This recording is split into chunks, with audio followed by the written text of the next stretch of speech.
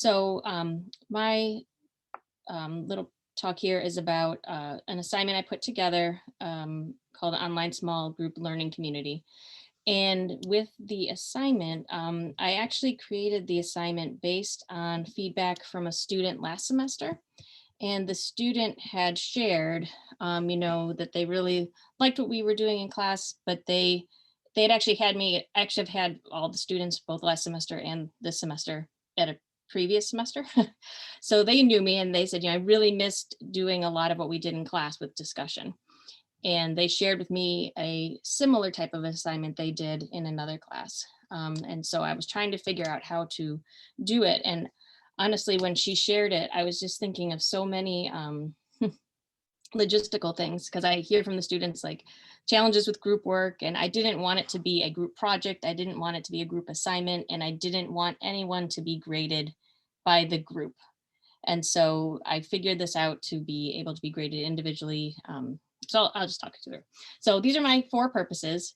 We do a lot of in-group discussions when I have my face-to-face classes. And both since the spring, I've been teaching asynchronous online, but I do have some synchronous meetings, but they're optional. Most of the students do come, but it's not the same. I also wanted the students to be able to engage in reflective practice to go deeper into the content of the course. As I'm in the School of Education, the students in this course that I did the assignment, it's right before student teaching and they're not doing a field experience. So I'm trying to give those as many opportunities to teach. Even though they're teaching each other, it's still an opportunity to teach. And then I think most importantly, I really wanted them to connect with each other online, to have support from each other. So this is the assignment overview. The students were going to be a learning community together. They allowed them to self-select their group. The groups I kept at the size of 3 to 5 members, and the groups were allowed to choose how often, choose when they meet and how often, kind of. In the next slide, there is some guidelines with that. So it was requested they had to meet 5 times during the semester for at least 30 minutes, excuse me. I recommended that they meet at least 2 times before the midpoint, and then they could meet the 3 after that. Each group would be led by 1 member of the group, and I'll talk about that in a second. I encourage them to meet more than the 5, and then you can see there 2 recommendations before, midpoint, and after. And then some of the groups had less than 5, and so I encourage them to either co-lead meetings together, but to figure out and how to do that so that you'd still have the 5.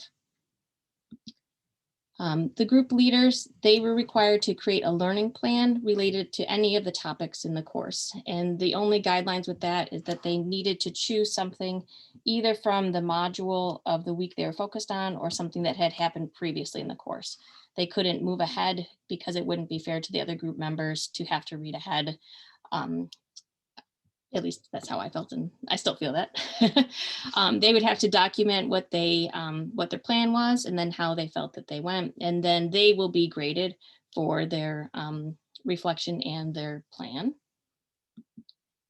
The other assignments that kind of went with this, there was the leader submission, but everybody completed a midpoint reflection, and then right now they're in the process of completing their final reflection. And the midpoint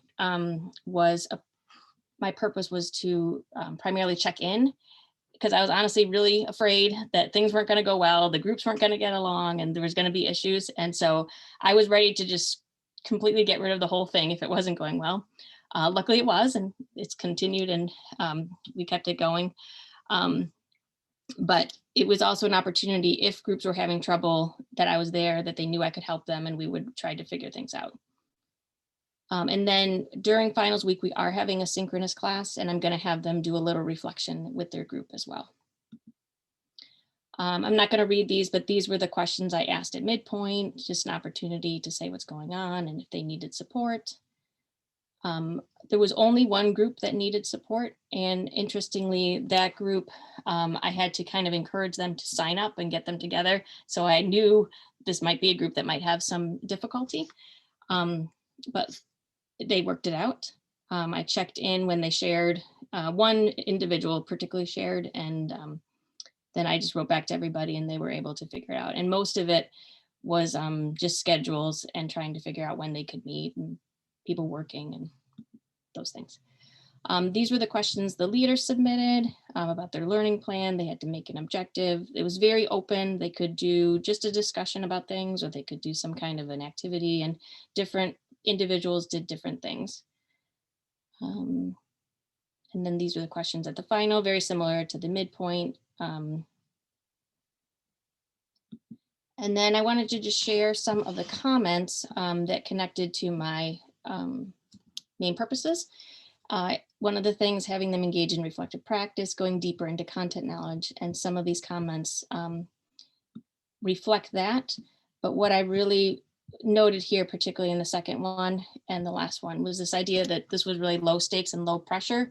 It wasn't a high grade in the course, and I did that intentionally, but also because it wasn't graded by the group and them having to meet or worry if other people were not doing well. If anyone else in the group didn't participate, it didn't affect them because they are just going to share what they did and what happened. I've lost my arrow. And then here, just a couple comments about content knowledge. They supported my engagement in the class, helped me think about it when they were the leaders, form answers together as a group, the readings together, the information helped reinforce or counter different statements that they had in together. And then thinking, here's a couple comments, they're both very long, about pedagogical skills, but I didn't feel like cutting out their words. But the first person's talking about how when they had the discussion and different things were going on, that helped them to be thinking about how they could help the group think more deeply. And then the second person was thinking they did more of an activity that would have been helpful to have more of a visual while they were doing that. And again, part of my purpose was just give them some opportunities to teach, even though it wasn't, what they would typically be doing in a preschool classroom. It was still an opportunity to think through what would be the pedagogical practices that would be useful for their objectives. And then I think most importantly, I really wanted them to connect with each other. And I really had felt that was missing during the past year. And many people really shared that this was, well, their assignment actually isn't even due yet, but people have already submitted it because they finished with their, the way it was structured, which is nice. So I have these comments that it was really helpful to get together. This first person, they didn't actually know their group members very well, which it was somewhat interesting to me, and not because I had them all in class before, but I have to remember they weren't all in the same class when I had them. So even though I know them all, they don't all know each other. And sometimes I forget that. I loved having the group to rely on for support. Having this group was honestly great. And I'm glad I got the chance to meet and bond with new people.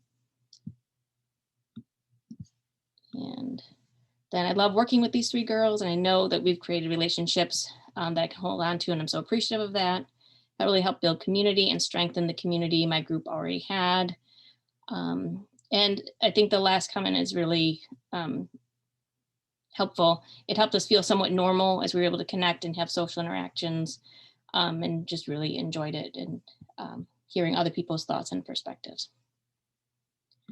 So my questions and what I'm trying to think about now, because I created this to simulate what we did face-to-face, I think in these online communities, they got deeper into things than we do in class, in part because they were always with the same group and they had more of the lead of teaching compared to me giving discussion questions as I might do in class. And I'm wondering, if this is a learning community, one, is it necessary when we go back face-to-face, or is this something that I should bring into our face-to-face classroom, having some kind of an online small group learning community with that? And just because I have, I'm just finishing up the assignment and it's not due until Sunday. I've really just been starting to think about that and how I can bring these kind of deeper connections I feel the students are sharing that they made back, or is it even worth it? Was it just this was good online? And I'm kind of really grappling with it, but I do think, as I just said, that they did get closer with each other and closer into the content than we would just in kind of, I don't want to say casual class discussions, but more, somewhat more casual class discussions. So that's what I did and what I've been thinking about.